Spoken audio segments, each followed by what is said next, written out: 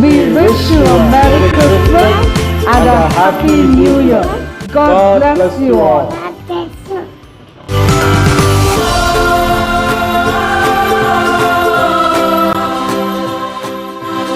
ಪ್ರೀತಿಯ ಸಹೋದರ ಸಹೋದರಿಯರೇ, ನಿಮ್ಮೆಲ್ಲರಿಗೂ ಈ ಕ್ರಿಸ್ಮಸ್ ದಿನದ ಶುಭಾಶಯಗಳು.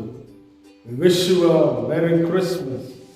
ದೇವರು ಈ ಕ್ರಿಸ್ಮಸ್ ದಿನಗಳಲ್ಲಿ ನಿಮ್ಮ ಮನೆಗಳಲ್ಲಿ ಆತನ ಪ್ರಸನ್ನ ತಿಳಿದು ಬಂದು ನಿಮ್ಮನ್ನು ನಿಮ್ಮ ಕುಟುಂಬಗಳನ್ನು ಕರ್ತನ ಆಶೀರ್ವಾದ ಮಾಡಲಿ. ಯೇಸು ಹುಟ್ಟುವಾಗ ದೇವದೂತರು ಈ ರೀತಿಯಾಗಿ ಅವರು ಸಾರಿ ಹೇಳಿದರು. ಆತನ ಹೆಸರು ಇಮ್ಮಾನುವೇಲ್ ಎಂದು ಕರೆಯಲ್ಪಡುತ್ತೆ. ಕಾರಣ ದೇವರು ನಮ್ಮ ಸಂಗಡ ಇರುತ್ತಾನೆ ಅಂತಾರೆ. ಇಮ್ಮಾನುವೇಲ್ ಅಂದರೆ ದೇವರು ನಮ್ಮ ಸಂಗಡ, ನಮ್ಮ ಕೂಡ ಇರುತ್ತಾನೆ. ಈ ದಿನದಲ್ಲಿ ಕೂಡ ದೇವರು ನಿಮ್ಮ ಸಂಗಡ ಇದ್ದಾನೆ, ನಿಮ್ಮ ಕೂಡ ಇದ್ದಾನೆ, ನಿಮ್ಮ ಮನೆಯಲ್ಲಿದ್ದಾನೆ. ಇದು ಒಂದು ಹಬ್ಬ ಮಾತ್ರ ಇಲ್ಲ, ಇದು ಒಂದು ಆಚರಣೆ ಅಲ್ಲ, ಇದು ದೇವರನ್ನು ಆರಾಧನೆ ಮಾಡುವ ಒಂದು ಹಬ್ಬವಾಗಿದೆ. ದೇವರನ್ನು ನೀವು ಆರಾಧಿಸುವ ಈ ದಿನದಲ್ಲಿ ಕರ್ತನಾದ ಯೇಸು ಕ್ರಿಸ್ತನು ನಿಮ್ಮನ್ನು ಆಶೀರ್ವಾದ ಮಾಡಲಿಕ್ಕೆ ನಿಮ್ಮ ಕುಟುಂಬದಲ್ಲಿ, ನಿಮ್ಮ ಮನೆಗಳಲ್ಲಿ ತನ್ನ ಸಮಾಧಾನ, ತನ್ನ ಪ್ರೀತಿ, ತನ್ನ ದಯ, ತನ್ನ ಕನಿಕರವು ನಿಮ್ಮ ಮೇಲೆ ಅಪಾರವಾಗಿ ಇರಲಿ ಎಂಬುದೇ ನಮ್ಮ ಪ್ರಾರ್ಥನೆ ಆಗಿರುತ್ತದೆ. ದೇವರ ಸಂದೇಶಗಳು ನಾವು ಕೇಳೋಣ. ನಮ್ಮ ಪಾಸ್ಟರ್ ರೇಚಲ್ ಲಿಲ್ಲಿ ಅವರು ದೇವರ ಸಂದೇಶವನ್ನು ಹಂಚಿಕೊಳ್ಳುತ್ತಾರೆ. ಅವರ ವಾಕ್ಯವನ್ನು ನಾವು ಕೇಳುವಾಗ ದೇವರ ಆಶೀರ್ವಾದ ನಾವೆಲ್ಲರೂ ಪಡೆದುಕೊಳ್ಳೋಣ. God bless you. ಕ್ರಿಸ್ತನಲ್ಲಿ ಪ್ರಿಯ ದೇವ ಜನರೇ, ನಿಮ್ಮೆಲ್ಲರಿಗೂ ಕರ್ತನಾದ ಯೇಸು ಕ್ರಿಸ್ತನ ಮಧುರವಾದ ನಾಮದಲ್ಲಿ ಕ್ರಿಸ್ಮಸ್ ಹಬ್ಬದ ಶುಭಾಶಯಗಳು. ಈ ತಿಂಗಳಲ್ಲಿ, ಈ ದಿನಗಳಲ್ಲಿ ಮೇಲಿನ ಲೋಕದಲ್ಲಿ ದೇವರಿಗೆ ಮಹಿಮೆ, ಭೂಲೋಕದಲ್ಲಿ ಮನುಷ್ಯರೊಳಗೆ ಸಮಾಧಾನ, ದೇವರು ಒಳಿಯುತ್ತಾನೆ ಎಂಬುದಾಗಿ ದೇವದೂತರು ಹಾಡನ್ನು ಹಾಡಿದರು. ಅದೇ ರೀತಿಯಲ್ಲಿ ಈ ದಿನದಲ್ಲಿ, ಈ ಕ್ರಿಸ್ಮಸ್ ದಿನದಲ್ಲಿ ನಿಮ್ಮೆಲ್ಲರಿಗೂ ನಿಜವಾದ ಸಂತೋಷದಿಂದ, ಒಂದು ದೈವಿಕವಾದ ಸಮಾಧಾನದಿಂದ ತುಂಬಿಸಿ ನಡೆಸಲಿ ಎಂಬುದಾಗಿ ನಮ್ಮ ಒಂದು ಪ್ರಾರ್ಥನೆಯಾಗಿದೆ. ಈ ದಿನದಲ್ಲಿ ನಾವು ಸ್ವಲ್ಪ ಹೊತ್ತು ದೇವರ ವಾಕ್ಯವನ್ನು ನಾವು ಧ್ಯಾನವನ್ನು ಮಾಡಲಿಕ್ಕಿದ್ದೇವೆ. ಈ ಕ್ರಿಸ್ಮಸ್ ಕಾಲದಲ್ಲಿ ನಮಗೆ ಆಹಾರನೇ ವೇದ ಸತ್ಯಗಳನ್ನು ಧ್ಯಾನ ಮಾಡುವುದು. ಈ ಕ್ರಿಸ್ಮಸ್ ಕಾಲದಲ್ಲಿ ಉಜ್ಜೀವನ ಉಂಟಾಯಿತು. ಈ ಮಹತ್ವವುಳ್ಳ ಸತ್ಯಗಳನ್ನು ನಾವು ಧ್ಯಾನಿಸುತ್ತಾ ಎಂಥ ಒಂದು ಆನಂದ, ಎಂಥ ಒಂದು ಸಂತೋಷ. ಯಾಕಂದರೆ ಈ ಲೋಕದ ಜನರು ಒಂದು ಹಬ್ಬವನ್ನು ಆಚರಿಸುವಾಗ ಅವರು ತನ್ನ ಹೊಟ್ಟೆಯನ್ನು ತುಂಬಿಸಿಕೊಳ್ಳುತ್ತಾರೆ. ಆದರೆ ದೇವ ಜನರಾದ ನಾವು ಅದನ್ನು ಕೊಂಡಾಡುವಾಗ ದೇವರು ನಮ್ಮ ಹೃದಯವನ್ನು ಪರಿಶುದ್ಧ ಆತ್ಮದಿಂದ ತುಂಬಿಸುತ್ತಾರೆ, ಪರಿಮಳ ತೈಲದಿಂದ ತುಂಬಿಸುತ್ತಾರೆ. ಹಲ್ಲೆಲೂಯಾ. ಈ ಲೋಕದಲ್ಲಿ ಯಾರು ಮಾಡಲಿಕ್ಕೆ ಆಗದೇ ಇರುವ ಕಾರ್ಯವನ್ನು ದೇವರು ನಮಗೆ ಮಾಡುತ್ತಾರೆ. ಈ ಲೋಕದ ಜನರು ಸಂತೋಷವಾಗಿರಲಿಕ್ಕೆ ಅವರು ತಿನ್ನುತ್ತಾರೆ, ಉಡುತ್ತಾರೆ, ಏನೇನೋ ಕಾರ್ಯಗಳು ಮಾಡುತ್ತಾರೆ. ಆದರೆ ಹೃದಯವು ಬೆರದಾಗಿದೆ. ಆದರೆ ದೇವರ ಮಕ್ಕಳಾದ ನಮಗೆ ನಮ್ಮ ಹೃದಯವನ್ನು ದೇವರು ಒಳ್ಳೆತನದಿಂದ ತುಂಬುತ್ತಾರೆ. ಮಾತ್ರವಲ್ಲದೆ ನಮ್ಮ ಹೃದಯವನ್ನು ಸಂತೋಷದಿಂದ, ಆನಂದದಿಂದ ದೇವರು ತುಂಬಿಸುತ್ತಾರೆ. ಹಾಲೆಲೂಯಾ. ದೇವರಿಗೆ ಕೃತಜ್ಞತಾ ಸ್ತೋತ್ರವನ್ನು ಮಾಡೋಣ. Hallelujah. Amen. Praise the Lord. ಈ ದಿನದಲ್ಲಿ ನಾವು ಇವತ್ತು ಸಂದೇಶದಲ್ಲಿ ಮರಿಯಾಳು ಹಾಡಿರುವ ಒಂದು ಹಾಡು, ಮರಿಯಾಳ ಸಂಗೀತದ ಬಗ್ಗೆ ಇವತ್ತು ನಾವು ಧ್ಯಾನವನ್ನು ಮಾಡಬೇಕಿದ್ದೇವೆ. ಇಲ್ಲಿ ಮರಿಯಾಳು ದೇವರನ್ನು ಮಹಿಮೆ ಪಡಿಸುತ್ತಾರೆ, ದೇವರನ್ನು ಉನ್ನತಪಡಿಸಿ ಈ ಹಾಡನ್ನು ಹಾಡುತ್ತಾರೆ. ವೇದ ವಚನ ಹೇಳುತ್ತದೆ, ಲೂಕನ ಬರೆದ ಸುವಾರ್ತೆ 1ನೇ ಅಧ್ಯಾಯ 46ನೇ ವಚನದಲ್ಲಿ ಈ ರೀತಿಯಲ್ಲಿ ಬರೆಯಲ್ಪಟ್ಟಿದೆ. Luke chapter 1 versus 46. ಆಗ ಮರಿಯಳು ಹೇಳಿದ್ದೇನೆಂದರೆ, ನನ್ನ ಪ್ರಾಣವು ಕರ್ತನನ್ನು ಕೊಂಡಾಡುತ್ತದೆ ಎಂಬುದಾಗಿ. Hallelujah. And Mary said, my soul magnifies the Lord, my soul glorifies the Lord ಎಂದು ಹಾಡನ್ನು ಹಾಡುತ್ತಾರೆ. ನಿಜವಾಗಿಯೇ ಹಾಡನ್ನು ಹಾಡುವುದು ಎನ್ನುವುದು ದೇವರು ಕೊಡುವ ಒಂದು ವರನೆ, ಒಂದು ಕೃಪೆಯ ವರನೆ. ಯಾಕಂದರೆ ಪ್ರಿಯ ಸಹೋದರ ಸಹೋದರಿಯರೇ, ನಾವು ಓದಿದ್ದೀವೋ ಇಲ್ಲವೋ, ಆದರೆ ನಾವು ದೇವರಿಗಾಗಿ ಹಾಡುವಾಗ ಅದರಲ್ಲಿ ಸಿಕ್ಕುವಂಥ ಸಂತೋಷ ಇದೆ ನೋಡ್ರಿ, ಅದು ಮಹಾ ಉನ್ನತವಾದ ಸಂತೋಷ. ಅದು ಇಲ್ಲಿ ಮರಿಯಾಳು ನೋಡ್ರಿ, ಕ್ರಿಸ್ಮಸ್ ಕಾಲದಲ್ಲಿ ಮರಿಯಾಳು ಹಾಡುತ್ತಾ ಇದ್ದಾಳೆ, ದೇವರನ್ನು ಮಹಿಮೆ ಪಡಿಸಿ ಹಾಡುತ್ತಾ ಇದ್ದಾಳೆ, ದೇವರನ್ನು ಕೊಂಡಾಡಿ ಉನ್ನತಕ್ಕೇರಿಸಿ ಹಾಡುತ್ತಾ ಇದ್ದಾಳೆ. ನಾವು ದೇವರಿಗಾಗಿ ಹಾಡುವಾಗ, ನಿಜವಾಗಿಯೂ ದೇವರನ್ನು ನಾವು ಮಹಿಮೆ ಪಡಿಸುವಾಗ ಅದರಲ್ಲಿ ಸಿಕ್ಕುವಂಥ ಆನಂದ, ಸಂತೋಷ ಮಹಾ ದೊಡ್ಡದಾದಂಥ ಒಂದು ಭಾಗ್ಯ. ನಮಗೆ ಸರ್ವಶಕ್ತನಾದ ದೇವರು, ದೇವರಾದ ಕರ್ತನು ಈ ಲೋಕದಲ್ಲಿ ಪ್ರತಿಯೊಂದು ಜನರಿಗೂ ಈ ಒಂದು ಕೃಪೆಯನ್ನು ಕೊಟ್ಟಿದ್ದಾರೆ ಎನ್ನುವುದನ್ನು ನಾವು ಮರೆಯಲೇಬಾರದು. ಮಾತ್ರ ಅಲ್ಲದೆ ವಾದ್ಯಗಳೊಡನೆ ದೇವರನ್ನು ಹಾಡುವುದು ಅದು ಕೂಡ ಒಂದು ಉನ್ನತವಾದ ಭಾಗ್ಯನೇ. ಅದು ಈ ಲೋಕದಲ್ಲಿರುವ ಪ್ರತಿಯೊಬ್ಬರಿಗೂ ದೇವರು ಈ ಕೃಪೆಯನ್ನು ಕೊಟ್ಟಿದ್ದಾರೆ. ಯಾಕೋಬನ ಬರೆದ ಪತ್ರಿಕೆ 5ನೇ ಅಧ್ಯಾಯ 13ನೇ ವಚನದಲ್ಲಿ ನಾವು ಓದಿ ನೋಡುವಾಗ ಆ ದೇವ ಮನುಷ್ಯನು 2 ಅದ್ಭುತವಾದ ಕಾರ್ಯವನ್ನು ಹೇಳುತ್ತಾರೆ. ಏನಂತ ಹೇಳುತ್ತಾರೆ ಅಂದರೆ, ಜೇಮ್ಸ್ ಚಾಪ್ಟರ್ 5 ವರ್ಸಸ್ 13, ನಿಮ್ಮಲ್ಲಿ ಬಾಧೆ ಪಡುವವನು ಇದ್ದಾನೋ ಅವನು ದೇವರನ್ನು ಪ್ರಾರ್ಥಿಸಲಿ, ನಿಮ್ಮಲ್ಲಿ ಸಂತೋಷ ಪಡುವವನು ಇದ್ದಾನೋ ಅವನು ಕೀರ್ತನೆ ಹಾಡಲಿ ಅಂತ ಇದೆ.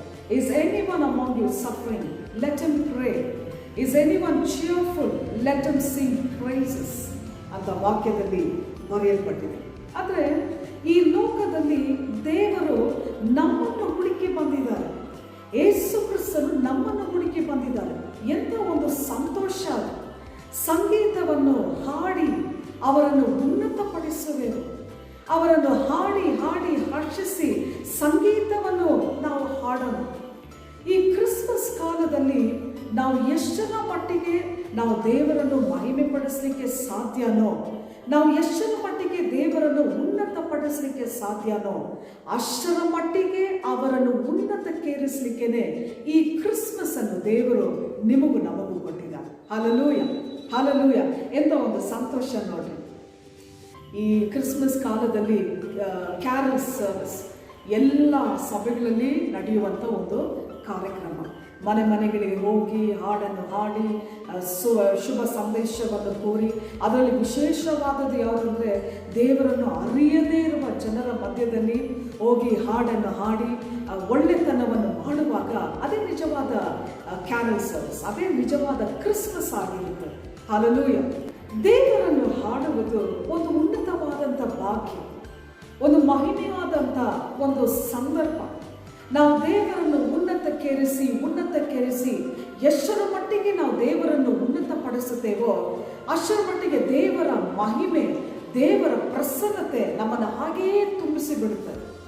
ಇಲ್ಲಿ ನೋಡ್ರಿ, ಈ ಕ್ರಿಸ್ಮಸ್ ಕಾಲದಲ್ಲಿ ಮರಿಯಳು ಹೇಳ್ತಾ ಇದ್ದಾಳೆ, ನನ್ನ ಆತ್ಮವು, ನನ್ನ ಪ್ರಾಣವು ಕರ್ತನನ್ನು ಕೊಂಡಾಡುತ್ತದೆ, ನನ್ನ ಪ್ರಾಣವು ಕರ್ತನನ್ನು ಹರ್ಷಿಸುತ್ತದೆ ಎಂದು ದೇವರನ್ನು ಅವಳು ಮಹಿಮೆಪಡಿಸುತ್ತಾ ಇದ್ದಾಳೆ. ನಾವು ಹಾಡನ್ನು ಹಾಡುವಾಗ ನಮ್ಮ ಹೃದಯ ಹಾಗೆ ಚಿಕ್ಕ ಮಗು ಥರ ಇರಬೇಕು, ಅಭಿಷೇಕದಿಂದ ತುಂಬಿಸಲ್ಪಡಬೇಕು, ಸತ್ಯದಲ್ಲಿ ನಾವು ನೆಲೆಗೊಳ್ಳಬೇಕು. ಅವಾಗೇ ನಾವು ಹಾಡಲಿಕ್ಕೆ ಸಾಧ್ಯ. ಇಲ್ಲಾಂದರೆ ಒಂದು ನಾಟಕ ಮಾಡೋ ಥರ ಇರುತ್ತದೆ ನೋಡಿ. ನಾವು ಹಾಡುವಾಗ ಒಂದು ಹಾಡು ನಿಜವಾಗಿ ಅದು ನಮಗೆ ಎಷ್ಟು ನಿಜವಂತದ್ದು ಎಂದು ನಮ್ಮ ಹೃದಯ ಹೇಳಬೇಕು. ನಿಜವಾದಂಥ ಒಂದು ಸಂತೋಷ, ನಿಜವಾದಂಥ ಒಂದು ಆನಂದ, ಎಂಥ ಒಂದು ಆನಂದ ಕ್ರಿಸ್ತನಲ್ಲಿ. ಪ್ರಿಯ ದೇವಜನರೇ, ಇವತ್ತು ನಮ್ಮ ಜೀವಿತದಲ್ಲಿ ನಾವು ಸಂತೋಷವಾಗಿದ್ದೇವ? ದೇವರ ಮಹತ್ವದ ಬಗ್ಗೆ ನಾವು ಕೃತಜ್ಞತೆ ಹೃದಯವುಳ್ಳವರಾಗೇ ಇದ್ದೇವ? ಈ ಕಾಲಗಳಲ್ಲಿ ನಾವು ದೇವರನ್ನು ನಾವು ಮಹಿಮೆ ಪಡಿಸಬೇಕು, ಅಧಿಕವಾಗಿ ದೇವರನ್ನು ನಾವು ಉನ್ನತಕ್ಕೇರಿಸಬೇಕು. ಯಾಕಂದರೆ ವಾಕ್ಯ ಹೇಳುತ್ತದೆ, ನಿಮ್ಮಲ್ಲಿ ಸಂತೋಷ ಪಡುವವನು ಇದ್ದಾನೋ ಅವನು ಏನು ಮಾಡಲಿ? ಕೀರ್ತನೆಯನ್ನು ಹಾಡಲಿ, ಸಂಗೀತವನ್ನು ಹಾಡಲಿ, ಗುಣಗುಟ್ಟಲಿ ಎಂದು ವೇದ ವಚನ ಹೇಳಲಿ. ದೇವರನ್ನು ಮಹಿಮೆ ಪಡಿಸಿ, ದೇವರನ್ನು ಉನ್ನತಪಡಿಸಿ, ಹಾಡಿ ಹಾಡಿ ಅವರನ್ನು ಹರ್ಷಿಸಿ ಸಂಗೀತವನ್ನು ನಾವು ಹಾಡೋಣ. ಇಲ್ಲಿ ನೋಡ್ರಿ, ಮರಿಯಳು ಸಂಗೀತವನ್ನು ಹಾಡುತ್ತಾಳೆ. ಈ ಕ್ರಿಸ್ಮಸ್ ಕಾಲದಲ್ಲಿ ನಾವು ಅಧಿಕ ಸಮಯ ನಾವು ಕಾಯಬೇಕು, ದೇವರ ಪಾದಪೀಠದಲ್ಲಿ ಅಭಿಷೇಕದಲ್ಲಿ ನಾವು ತುಂಬಿಸಲ್ಪಡಬೇಕು. ಮಾತ್ರವೇ ದೇವರನ್ನು ಸ್ತುತಿಸಿ ನಾವು ಹಾಡಬೇಕು. ಐಕ್ಯದಲ್ಲಿ, ವೈಯಕ್ತಿಕವಾಗಿ ನಮ್ಮ ಜೀವಿತದಲ್ಲಿ ಮತ್ತು ಪ್ರಾರ್ಥನೆ ಕೂಟದಲ್ಲಿ ನಾವು ದೇವರನ್ನು ಸ್ತುತಿಸಿ ಅವರನ್ನು ಹಾಡಿ ಕೊಂಡಾಡಬೇಕು. ಹಾಗೆ ನಾವು ಸ್ತುತಿಸುವಾಗ ಪರಲೋಕದಲ್ಲಿರುವ ದೇವರು ಅದನ್ನು ನೋಡಿ ಸಂತೋಷದಿಂದ ಹರ್ಷಿಸುತ್ತಾರೆ, ಸಂತೋಷದಿಂದ ಅವರು ಉಲ್ಲಾಸಿಸುತ್ತಾರೆ. Hallelujah, hallelujah. ಇವಾಗ ಹೇಳುವ ಕಾರ್ಯವನ್ನು ಗಮನಿಸಿ. ದೇವರು ಒಂದು 3 ಪ್ರಧಾನ ದೂತರನ್ನು ದೇವರು ಉಂಟು ಮಾಡಿದರು. ಮೊದಲನೇದಾಗಿ ಅವರು ಉಂಟು ಮಾಡಿರುವ ದೂತರು ಲೂಸಿಫರ್. ಅಂದರೆ ಇವನು ದೇವರನ್ನು ಆರಾಧಿಸಲು ಆರಿಸಿಕೊಂಡಂತ ಆರ್ಚ್ ಏಂಜಲ್, ಪ್ರಧಾನ ದೂತರು, ದೇವರನ್ನು ಆರಾಧಿಸಲು, ದೇವರನ್ನು ಮಹಿಮೆಪಡಿಸಲು. ಎರಡನೇದಾಗಿ ದೇವರು ಉಂಟು ಮಾಡಿದ ದೂತನು ಮೀಕಾಯೇಲನು, ಮೈಕಲ್ ದಿ ಏಂಜಲ್. ಮೀಕಾಯೇಲನನ್ನು ದೇವರು ಉಂಟು ಮಾಡಿದರು. ಅಂದರೆ ಯುದ್ಧವನ್ನು ಮಾಡುವವನು. ಹಲ್ಲೆಲೂಯ. ಸೈತಾನಿಗೆ ಎದುರಿಸಿ ಯುದ್ಧವನ್ನು ಮಾಡುವವನು. ಈತನಿಗೆ ಅನೇಕ ಸೈನ್ಯಗಳು ಸಂರಕ್ಷಿಸುವ ಸುರಕ್ಷಿತ ಸೈನ್ಯಗಳು, ಯುದ್ಧವನ್ನು ಮಾಡುವ ದೇವದೂತನನ್ನು ದೇವರು ಉಂಟು ಮಾಡಿ. ಮೂರನೇದಾಗಿ ದೇವರು ಉಂಟು ಮಾಡಿರುವ ದೂತನು ಗಾಬ್ರಿಯೇಲನು. ಈ ಕ್ರಿಸ್ಮಸ್ ಕಾಲದಲ್ಲಿ ಒಳಗಡೆ ನುಗ್ಗಿ ವಂದಿಸಿ ಹೇಳುವ ಗಾಬ್ರಿಯಲ್ ದೂತನು. ಈ ದೂತನು ಸಂದೇಶವನ್ನು ತಿಳಿಯಪಡಿಸುತ್ತಾನೆ. ಗಾಬ್ರಿಯಲ್ ದೂತನನ್ನು ದೇವರು ಉಂಟು ಮಾಡಿ. ಹಾಗೆ ಈ 3 ಪ್ರಧಾನ ದೂತರನ್ನು ದೇವರು ಉಂಟು ಮಾಡಿದ್ದಾರೆ. ಅದರಲ್ಲಿ ಈ ಪ್ರಧಾನವಾಗಿರುವ ದೂತನು ಇದಾನಲ್ವ, ಲೂಸಿಫರ್. ಇವನ ಬಗ್ಗೆ ಸತ್ಯವೇದದಲ್ಲಿ ರಹಸ್ಯವಾಗಿ ಹೇಳಲ್ಪಟ್ಟಿದೆ. ಅಂದರೆ ಈತನು ದೇವರನ್ನು ಆರಾಧಿಸುವನು. ದಿಢೀರೆಂದು ಅವನಿಗೆ ಒಂದು ಆಲೋಚನೆ ಏನಂದ್ರೆ, ನಾವು ಯಾಕೆ ದೇವರನ್ನು ಆರಾಧನೆ ಮಾಡಬೇಕು, ನಮ್ಮನ್ನು ಎಲ್ಲರೂ ಆರಾಧಿಸಲಿ ಎಂದು ಹೇಳಿ ಗಲಿಬಿಲಿಯನ್ನು ಉಂಟು ಮಾಡಿದನು. ಆಕಾಶದಿಂದ ಕೆಳಗಡೆ ಬಿದ್ದನು. ದೇವರಿಗೆ ವಿರುದ್ಧವಾಗಿ ಗಲಿಬಿಲಿ ಮಾಡಿದ್ರೆ, ಗೊಂದಲ ಮಾಡಿದ್ರೆ ನಿಲ್ಲಲಿಕ್ಕೆ ಸಾಧ್ಯನಾ? ಅದು ಸಾಧ್ಯನೇ ಇಲ್ಲ. ಯಾಕಂದ್ರೆ ನಮ್ಮ ದೇವರು ಸೃಷ್ಟಿಕರ್ತನು, ಮಿಕ್ಕಿದೆಲ್ಲ ಸೃಷ್ಟಿಗಳು ಅವರು ಕೆಳಗಡೆ ಬಿದ್ದಿರುವುದರಿಂದಲೇ ಇವತ್ತು ಅನೇಕ ಲೋಕದಲ್ಲಿ ಬೇರೆ ರೀತಿಯಾದ ಆರಾಧನೆಗಳು ಬಂದಿತ್ತು ಎಂದು ನಾವು ನೋಡುತ್ತೇವೆ. ಈ ಲೋಕದಲ್ಲಿ ದೇವರನ್ನು ಅರಿಯದೇ ಇರುವ ಜನರು, ನೀವು ಇದನ್ನು ನೋಡಿರ್ತೀರ, ಅವರು ಹಾಡುವಾಗ ಎಷ್ಟು ಒಂದು ಸ್ವರವಾಗಿ ಹಾಡುತ್ತಾರೆ. ಎಲ್ಲ ನೋಟ್ಸ್, ಶ್ರುತಿ, ವಿದ್ರಾಟ ಎಲ್ಲ ಕರೆಕ್ಟಾಗಿ ಪರ್ಫೆಕ್ಟಾಗಿ ಹಾಡುತ್ತಾರೆ. ಅದನ್ನು ಕೇಳುವಾಗ, ಅದನ್ನು ನೋಡುವಾಗ ಹಾಗೆ ಬೆಚ್ಚಿ ಬೀಳಬೇಕು, ಆ ರೀತಿ ಕರೆಕ್ಟಾಗಿ ಅವರು ಹಾಡುತ್ತಾರೆ. ಅಂದರೆ ಇದಕ್ಕೆ ಕಾರಣ ಏನಂದರೆ, ಇದೆಲ್ಲ ಶತ್ರು ಮಾಡುವಂಥ ಕೆಲಸ ಇದು.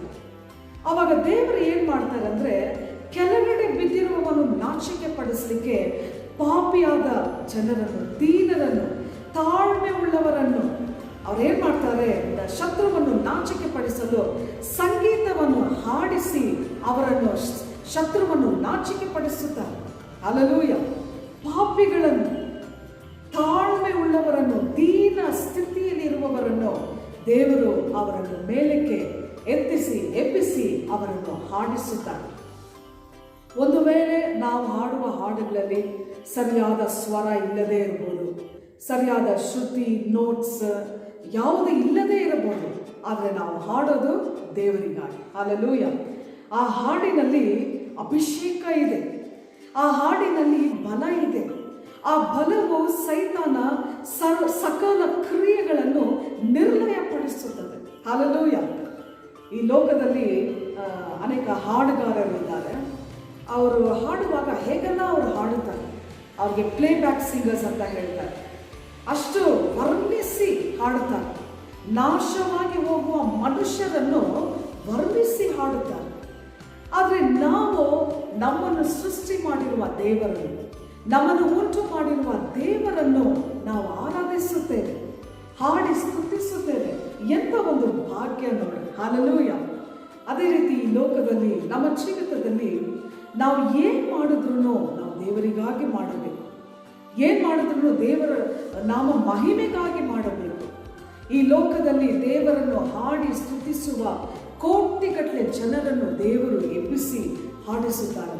ದೇವರ ನಾಮ ಮಹಿಮೆ ಉಂಟಾಗಲಿ. ಹಲ್ಲೆಲೂಯ. ಹಾಗೆ ಇಲ್ಲಿ ಇವಾಗ ಈ ಹಾಡನ್ನು ಮರಿಯಾಳಲ್ಲಿ ಹಾಡುವಾಗ ಅಲ್ಲಿ ಎಲಿಸಬೆತಳು ಆತ್ಮದಲ್ಲಿ ಒಂದಾಗಿದ್ದಾಳೆ. ಆಮೇಲೆ ಹಲ್ಲೆಲೂಯ. ಎಲಿಸಬೆತ್ ಆತ್ಮದಲ್ಲಿ ಒಂದಾಗಿದ್ದಾಳೆ. ಮರಿಯಾಳು ಎಲಿಸಬೆತನ್ನು ವಂದಿಸಲು ಎಲಿಸಬೆತಳ ಮೇಲೆ ಅಭಿಷೇಕ ಸುರಿಸಲ್ಪಟ್ಟಿತು. ಎಲಿಸಬೆತಳು ಮರಿಯಾಳನ್ನು ವಂದಿಸಲು ಮರಿಯಾಳ ನಂಬಿಕೆ ಹೆಚ್ಚಾಯಿತು. ಇವರಿಬ್ಬರು ಸೇರಿ ಹಾಡನ್ನು ಹಾಡುವಾಗ ಅವರು ಒಟ್ಟಾಗಿ ಸೇರಿ ಹಾಡನ್ನು ಹಾಡಿ ದೇವರನ್ನು ಸ್ತುತಿಸುವಂತ ಒಂದು ಭಾಗ್ಯ ಇದೆ ನೋಡಿ. ಅಂದ್ರೆ ಗಮನಿಸಿ, ಎಷ್ಟರ ಮಂದಿ ದೇವರ ಆಲಯಕ್ಕೆ ಬರುತ್ತಾರೋ ನಮಗೆ ಗೊತ್ತಿಲ್ಲ, ಆದರೆ ಎಷ್ಟರ ಮಂದಿ ಒಗ್ಗಟ್ಟಾಗಿ ಏಕ ಮನಸ್ಸುಳ್ಳವರಾಗಿ ಐಕ್ಯವಾಗಿರುತ್ತಾರೆ ನೋಡ್ರಿ, ಅದೇ ದೇವರಿಗೆ ಮೆಚ್ಚುಗೆ ಆಗುತ್ತೆ. ಇಷ್ಟು ಸಾವಿರ ಜನರು ಬಂದರು, ಇದರಲ್ಲಿ ದೇವರು ಮೆಚ್ಚಿಸುವುದಿಲ್ಲ. ಎಷ್ಟು ಜನ ಐಕ್ಯವಾಗಿ ಒಗ್ಗಟ್ಟಾಗಿರ್ತಾರೆ ನೋಡ್ರಿ, ಅದೇ ದೇವರು ಮೆಚ್ಚಿಸುವಂತ ಕಾರಣ. ಒಂದು ಕೊಯರ್ ಆಗಿರಲಿ, ಇಲ್ಲಾಂದ್ರೆ ಒಂದು ಮ್ಯೂಸಿಕ್ ಕಾನ್ಸರ್ಟ್ ಆಗಿರಲಿ, ಎಲ್ಲರೂ ಒಂದುಗೂಡಿ ದೇವರನ್ನು ಮಹಿಮೆ ಪಡಿಸುವಾಗ, ಎಲ್ಲರೂ ಒಂದುಗೂಡಿ ವಾಸಿಸುವಾಗ ದೇವರ ಮಹಿಮೆ ತೋರ್ಪಡಿಸುತ್ತದೆ. ಹಲ್ಲೆಲೂಯ. ಈ ಕ್ರಿಸ್ಮಸ್ ಕಾಲದಲ್ಲಿ ದೇವರನ್ನು ಅರಿಯದೇ ಇರುವ ಜನರು ದೇವರನ್ನು ಅರಿಯುವಾಗ ಸೈತಾನು ನಾಚಿಕೆ ಪಟ್ಟು ಹೋಗುತ್ತಾರೆ. ಮರಿಯಾಳು ಒಂದು ಬಡವ ಹುಡುಗಿ. ಆ ಮರಿಯಾಳು ದೇವರನ್ನು ಮಹಿಮೆ ಪಡಿಸಲು ಎಂಬುದಾಗಿ ನಾವು ಸತ್ಯ ವೇದದಲ್ಲಿ ನಾವು ನೋಡುತ್ತೇವೆ. ಆದರೆ ನಾವು ದೇವರನ್ನು ಮಹಿಮೆ ಪಡಿಸುವಾಗ ಒಂದು ನಿಜವಾದ ಒಂದು ಮುಖ್ಯವಾದಂಥ ಸತ್ಯ ಎಂದು ಒಂದು ಇರಬೇಕು. ಯಾಕಂದ್ರೆ ಇಲ್ಲಿ ದೇವರನ್ನು ಮರಿಯಾಳು ದೇವರನ್ನು ಮಹಿಮೆ ಪಡಿಸುತ್ತಾನೆ. ಅಂದ್ರೆ ನನ್ನ ಆತ್ಮವು ದೇವರಲ್ಲಿ ಹರ್ಷಿಸುತ್ತದೆ, ನನ್ನ ಪ್ರಾಣವು ಕರ್ತನಲ್ಲಿ ಕೊಂಡಾಡುತ್ತದೆ ಎಂದು ದೇವರನ್ನು ಆಕೆ ಉನ್ನತಪಡಿಸುತ್ತಾಳೆ. ನಾವು ದೇವರನ್ನು ಮಹಿಮೆ ಪಡಿಸುವಾಗ ಮುಖ್ಯವಾಗಿ ಒಂದು ಸತ್ಯ ಎಂದು ಒಂದು ಇರಬೇಕು. ಇಲ್ಲಿ ನೋಡ್ರಿ, ಮರಿಯಾಳು ದೇವರನ್ನು ಮಹಿಮೆ ಪಡಿಸುತ್ತೇನೆ, ನನ್ನ ಆತ್ಮವು ದೇವರಲ್ಲಿ ಹರ್ಷಿಸುತ್ತದೆ, ನನ್ನ ಪ್ರಾಣವು ಕರ್ತನನ್ನು ಕೊಂಡಾಡುತ್ತದೆ ಎಂದು ಮರಿಯಾಳು ದೇವರನ್ನು ಮಹಿಮೆ ಪಡಿಸುತ್ತಾಳೆ. ನಮ್ಮೊಳಗೆ ದೇವರ ಪ್ರೀತಿ ಉಕ್ಕುವಾಗ ಆ ಪ್ರೀತಿ ಅನೇಕರ ಹೃದಯದಲ್ಲಿ ತುಂಬಿಸಿಬಿಡುತ್ತದೆ. ಅದೇ ದೇವರ ಪ್ರಸನ್ನತೆ. ಹಲ್ಲೆಲೂಯ. ನಾವು ಹಾಡುವ ಹಾಡುಗಳಲ್ಲಿ ಅರ್ಥ ಇರಬೇಕು. ಒಂದು ಅರ್ಥಗರ್ಭಿತವಾದಂಥ ಹಾಡನ್ನು ನಾವು ಹಾಡಿ ದೇವರ ನಾಮವನ್ನು ಮಹಿಮೆ ಪಡಿಸಬೇಕು. ಅನೇಕ ಕಾರ್ಯಗಳ ಬಗ್ಗೆ ಇಲ್ಲಿ ಮರಿಯಾಳು ಗುರುತಿಸುತ್ತಾರೆ. ಅದರಲ್ಲಿ ಒಂದು ಕಾರ್ಯ ಮಾತ್ರ ನಾನು ಓದುತ್ತೇನೆ, ಅದನ್ನು ಗಮನಿಸಿದೆ. ಅದೇ ಲೂಕನ ಬರೆದ ಸುವಾರ್ತೆ 1ನೇ ಅಧ್ಯಾಯ 52ನೇ ವಚನವನ್ನು ನಾನು ನಿಮಗಾಗಿ ಓದುತ್ತೇನೆ. Luke chapter 1:52. ಪ್ರಭುಗಳನ್ನು ಸಿಂಹಾಸನಗಳಿಂದ ದೊಬ್ಬಿ ದೀನ ಸ್ಥಿತಿಯವರನ್ನು ಉನ್ನತ ಸ್ಥಿತಿಗೆ ತಂದಿದ್ದಾರೆ. He has brought down the mighty from their thrones and exalted those of humble estate ಅಂತ ಇದೆ. ಒಂದು ಕಾರ್ಯವನ್ನು ನಾವು ತೆಗೆಯುತ್ತೇವೆ ಈ ಸಂದೇಶದಿಂದ.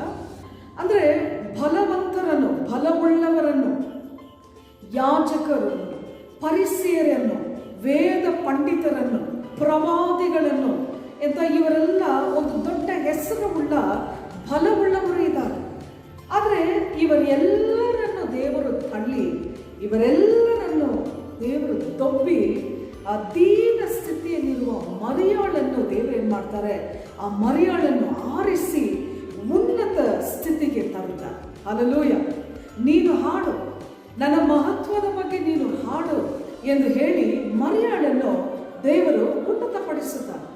ಕ್ರಿಸ್ತನಲ್ಲಿ ಪ್ರಿಯ ದೇವಜನರೇ, ನಮ್ಮ ದೇವರು ದೀನ ಸ್ಥಿತಿಯಲ್ಲಿರುವವರನ್ನು ಮೇಲಕ್ಕೆ ಎತ್ತುವ, ಉನ್ನತ ಸ್ಥಿತಿಗೆ ತರುವ ದೇವರಾಗಿದ್ದಾರೆ.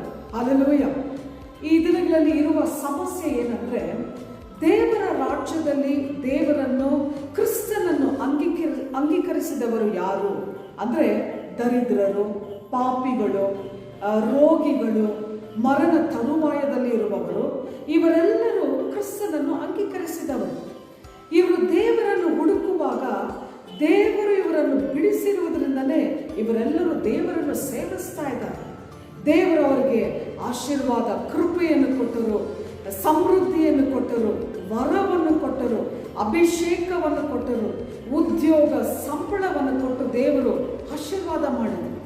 ಆದರೆ ಈ ಆಶೀರ್ವಾದ ಎಲ್ಲ ಸಿಕ್ಕಿದ ಮೇಲೆ ತಕ್ಷಣ ಬಲವುಳ್ಳವರು ಎಂದು ಹೆಮ್ಮೆಯಾಗಿ ತನ್ನನ್ನು ಹೇಳುತ್ತಾರೆ, ತನ್ನನ್ನು ತೋರಿಸಿಕೊಳ್ಳುತ್ತಾರೆ. ನಾವು ಬಲವುಳ್ಳವರು ಎಂದು, ನನ್ನ ಹತ್ರ ಬಲ ಇದೆ, ನನ್ನ ಹತ್ರ ಹಣ ಇದೆ, ನನ್ನ ಹತ್ರ ಒಳ್ಳೆ ಎಜುಕೇಶನ್ ಇದೆ, ಒಳ್ಳೆ ಶಿಕ್ಷಣ ಇದೆ ಎಂದು ಹೆಮ್ಮೆಯಾಗಿ ಮಾತಾಡ್ತಾರೆ. ಆದರೆ ಈ ವಾಕ್ಯ ಹೇಳುತ್ತದೆ, ಇವರೆಲ್ಲರನ್ನು ದೇವರು ಏನು ಮಾಡ್ತಾರಂತೆ? ದೊಬ್ಬಿ ಬಿಡುತ್ತಾರಂತೆ, ತಳ್ಳಿ ಬಿಡುತ್ತಾರಂತೆ. ಹಲ್ಲೆಲೂಯ. ಪ್ರಿಯ ದೇವ ಜನರೇ, ನಮ್ಮ ದೇವರು ನಮ್ಮನ್ನು ದೀನ ಸ್ಥಿತಿಯಿಂದ ಉನ್ನತವಾದ ಸ್ಥಿತಿಗೆ ತಂದಿದ್ದಾರಲ್ವಾ, ಅದನ್ನು ನಾವು ಯಾವ ಕಾಲದಲ್ಲಿಯೂ ಅದನ್ನು ಮರಿಲೇಬಾರದು. ಕೆಲವು ಜನರು ನಮ್ಮನ್ನು ಹಾಗೆ ತುಂಬ ಹೊಗಳಿ ಮಾತಾಡ್ತಾರೆ. ಏನಂತ ಮಾತಾಡ್ತಾರೆ ಅಂದರೆ, ನೀವು ಯಾರು ಗೊತ್ತಾ?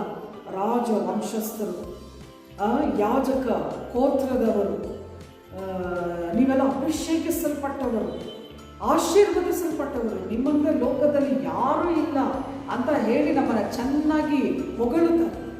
ಅಂಥ ಸಮಯದಲ್ಲಿ ಮನುಷ್ಯರು ಏನು ಅಂದ್ಕೊಳ್ತಾರೆ ಅಂದರೆ, ಆಹಾ, ನಂತರ ಈ ಲೋಕದಲ್ಲಿ ಯಾರೂ ಇಲ್ಲ. ಅಂದರೆ ಇದು ತಾಳ್ಮೆಯಾದಂಥ ಸ್ವಭಾವ ಅಲ್ಲ, ಇದು ಹೆಮ್ಮೆಯಾದಂಥ ಸ್ವಭಾವ. ಯಾಕಂದರೆ ಇಲ್ಲಿ ವೇದ ವಚನ ಇಲ್ಲಿ ಏನು ಹೇಳುತ್ತದೆ ಅಂದರೆ, ದೇವರ ಮುಂದುಗಡೆ ನಮ್ಮನ್ನು ನಾವು ತಗ್ಗಿಸಿಕೊಳ್ಳಬೇಕು. ದೇವರ ಮುಂದುಗಡೆ ನಾವು ತಗ್ಗಿಸಿಕೊಳ್ಳಬೇಕು.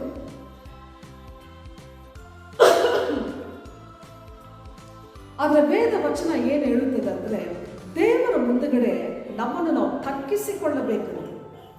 ಅವರು ನಮ್ಮನ್ನು ಉನ್ನತಪಡಿಸುತ್ತಾರೆ. ದೇವರಿಗೆ ವಿಧೇಯನಾಗಿರು, ನೀನು ಸೈತಾನನ್ನು ಎದುರಿಸುವಿ. ಹಲ್ಲೆಲೂಯ. ಸೈತಾನ ಮುಂದುಗಡೆ ಹೋಗ್ಬಿಟ್ಟು ನಾನು ಮಣ್ಣು, ನಾನು ಧೂಳು, ನಾನು ನೊಣ ಅಂತ ಹೇಳಿದರೆ ನಮ್ಮನ್ನು ಹಾಗೆಯೇ ಅವನು ನುಂಗ್ಬಿಡ್ತಾನೆ. ದೇವರ ಮುಂದುಗಡೆ ಹೋಗ್ಬಿಟ್ಟು ನಾನು ಯಾರು ಗೊತ್ತಾ ಅಂತ ಹೇಳಿದರೆ ನಮ್ಮ ಗತಿ ಏನಾಗುತ್ತದೆ ಹೇಳಿ? ಯಾಕಂದರೆ ನಾವು ಯಾರಂತ ದೇವರಿಗೆ ಚೆನ್ನಾಗಿ ಗೊತ್ತಿದೆ. ವಾಕ್ಯ ಹೇಳುತ್ತದೆ, ನಾವು ಮಣ್ಣೆಂದು ದೇವರು ನೆನೆಸುತ್ತಾರೆ. ನಾವು ಮಣ್ಣೆಂದು ದೇವರು ಅರಿತಿದ್ದಾರಲ್ವ. ಸಕಾಲವನ್ನು ಸೃಷ್ಟಿ ಮಾಡಿರುವ ದೇವರ ಮುಂದುಗಡೆ, ಸಕಾಲವನ್ನು ಅರಿತಿರುವವರ ಮುಂದುಗಡೆ ನಮ್ಮನ್ನೇ ತಾವೇ ತಗ್ಗಿಸಿಕೊಳ್ಳುವುದು ನಮಗೆ ಸಿಗುವಂಥ ಒಂದು ಉನ್ನತವಾದಂಥ ಭಾಗ್ಯ. ಆವಾಗ ಕೃಪೆ ಸಿಕ್ಕುತ್ತದೆ. ಅದನ್ನು ಇಟ್ಟು ನಾವು ಸೈತಾನನ್ನು ಜಯಿಸಬಹುದು. ಸೊ ಈ ಒಂದು ಸರಿಯಾದ ತಿಳುವಳಿಕೆ ಜನರಿಗೆ ಇಲ್ಲದೇ ಇರುವುದರಿಂದಲೇ ಇವತ್ತು ಯಾಕೆ ನೀನು ಮಣ್ಣು, ಧೂಳು ಎಂದು ನಿನ್ನನ್ನೇ ನೀನು ತಗ್ಗಿಸಿಕೊಳ್ಳುತ್ತೀಯ? ಯಾಕೆ ಪಾಪಿ ಎಂದು ಹೇಳುತ್ತೆ ಎಂಬುದಾಗಿ ಅನೇಕ ಜನರು ನಮ್ಮನ್ನು ಕೇಳಿ ಪರಿಹಾಸ ಮಾಡುತ್ತಾರೆ. ದೇವರ ಮುಂದುಗಡೆ ಯಾರೇ ಆಗಿರಲಿ, ದೇವರ ಮುಂದುಗಡೆ ತಗ್ಗಿಸಿಕೊಂಡ್ರೆ ದೇವರ ಕೃಪೆ ನಮಗೆ ಸಿಕ್ಕುತ್ತದೆ, ಇಲ್ಲ ಅಂದರೆ ನಮಗೆ ಸಿಕ್ಕುವುದಿಲ್ಲ. ಇಲ್ಲಿ ಮರಿಯಾಳು ಹೇಳುತ್ತಾಳೆ, ನಾನು ದೇವರಿಗೆ ದಾಸಿ ಎಂದು ತನ್ನನ್ನೇ ತಾನೇ ತಗ್ಗಿಸಿಕೊಳ್ಳುತ್ತಾಳೆ. ದೇವರ ಕೃಪೆ ಸಿಕ್ಕಿತ್ತು. ಅದಕ್ಕೆ ಅವಳು ಹಾಡನ್ನು ಹಾಡುತ್ತಾಳೆ, ಬಲವುಳ್ಳವರನ್ನು, ಪ್ರಭುಗಳನ್ನು ಸಿಂಹಾಸನಗಳಿಂದ ದೊಬ್ಬಿ ದೀನ ಸ್ಥಿತಿಯಲ್ಲಿರುವವರನ್ನು ಉನ್ನತ ಸ್ಥಿತಿಗೆ ತರುತ್ತಾರೆ ಎಂದು ಮರಿಯಾಳು ಈ ಹಾಡನ್ನು ಹಾಡುತ್ತಾರೆ. ಹಲ್ಲೆಲೂಯ.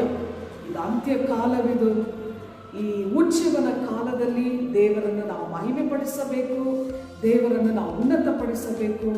ಬಲವುಳ್ಳವರು ಎಂದು ನಮ್ಮನ್ನೇ ನಾವು ಎನ್ನಿಸಿದರೆ ನಮ್ಮನ್ನು ಹಾಸನದಿಂದ ತಳ್ಳಿಬಿಡುತ್ತಾರೆ. ಈ ದಿನಗಳಲ್ಲಿ ದೇವರ ಚಿತ್ತವನ್ನು ನಾವು ಮಾಡಬೇಕು, ದೇವರ ಉದ್ದೇಶವನ್ನು ನಾವು ನೆರವೇರಿಸಬೇಕು.